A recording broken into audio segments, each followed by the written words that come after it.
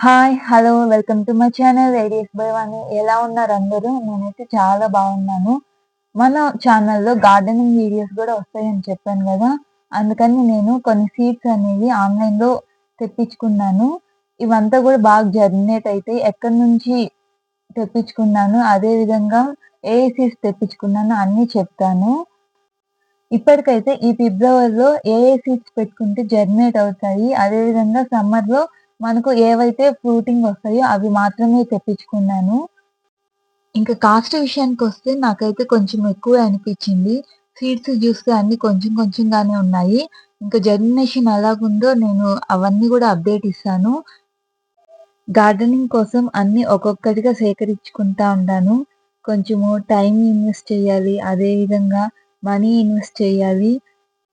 కొంచెం టైం పడుతుంది సెట్ అయ్యేసరికి. చూడాలి అవుట్‌పుట్ అనేది ఎలాగొస్తుందో. ఆ దేవుడి దయ వల్ల నా గార్డెనింగ్ అనేది సక్సెస్‌ఫుల్‌గా రన్ అవ్వాలని కోరుకుంటున్నాను. ఇదే కాదు దేంట్లో అయినా గూడా కొంచెము టైం ఇన్వెస్ట్‌మెంట్ చేసుకుంటే, మనకు దానికి టైం కేటాయిస్తే రిజల్ట్ అనేది చాలా బాగుంటుంది. అంటే కొంచెం ఓపికగా దానికి తగ్గట్టు చేసుకుంటూ పోవాలి. అంతే గదా! ఏది గూడా ఈరోజు అనుకుంటే రేపు అయిపోవు గదా! కొన్ని పనులు. కొన్ని పనులైతే మన చేతుల్లోనే ఉండదు. కొన్ని కాలానికే వదిలేయాలి. కాలమే మనకు దారి చూపిస్తుంది. మనం చేసేదేమంటే మన ప్రయత్నం మనం చేయడమే. నాకు తెలిసినంత వరకు ఇది లేదు మన దగ్గర అని బాధపడేదానికన్నా, దానికోసం ప్రయత్నం చేయడం అనేది మనం ఒక మెట్టు ఎక్కినట్టే. ఇక్కడ నేను గార్డెనింగ్ స్టార్ట్ చేయాలనేసి అనుకోని, ఫస్టే ఏం ఇన్వెస్ట్ చేయకుండా స్క్రాప్ నుంచి మనకు దొరికే సీడ్స్ నుంచి ఫస్ట్ ఇలా గ్రో చేశాను. కాకరకాయలు మామూలుగా మనం మార్కెట్ నుంచి కొనుక్కుంటాం గదా! కొన్ని పండైపోయిన సీడ్స్ ఉంటే అవేశాను. బాగా గ్రో అయినాయి. బీరకాయి, గుమ్మడికాయ కూడా సంక్రాంతికి గుమ్మడికాయ తెచ్చుకుంటాం గదా! సీడ్స్ ఉంటే అవి వేశాను. బాగా జర్మినేట్ అయినాయి. ఇంకా వాటరింగ్ ఏసే కాడికి అక్కడ టమాటో చెట్టు కూడా మొలిచింది. ఆకుకూరలు ఇప్పటికైతే పాలకూర వేసున్నాను. బాగానే మొలకెత్తింది పాలకూర.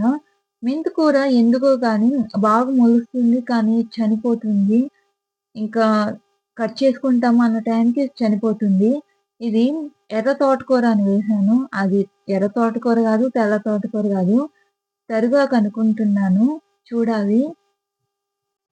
నేను ఫస్ట్ ఆకుకూరలు ఎందుకు ఎంచుకున్నానంటే 1 మంత్‌కి మనకు క్రాప్ అనేది వచ్చేస్తదనేసి ఎంచుకున్నాను ఆకుకూరలు. కాకపోతే జర్మినేషన్ అంతా గూడా బానే ఉంది. ఇవి ఒక 15 డేస్‌కి వాడిపోయి చనిపోతా ఉండాయి. అది ఎండకో లేకపోతే తెలియటం లేదు. కొన్ని ఇంకా నేను తెలుసుకోవాలి. బుట్టలో ఆకుకూరలు పెంచేది.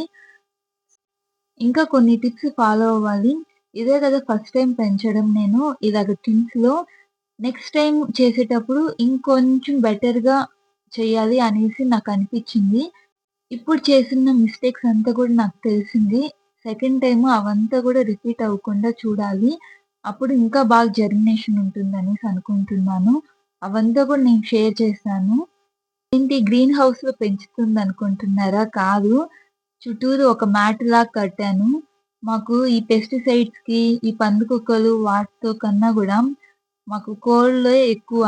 అవంతా గూడా పైకి ఎక్కి బుట్టలో నిల్చుకొని అన్నీ గూడా చివేసి తినేసే రకాలు. అందుకనేసి ఇలా కవర్ జేశాను. ఇదే నా గార్డెనింగ్‌కి first step.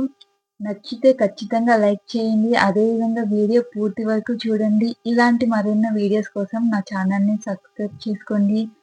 Thank you for watching. Bye. Have a nice day.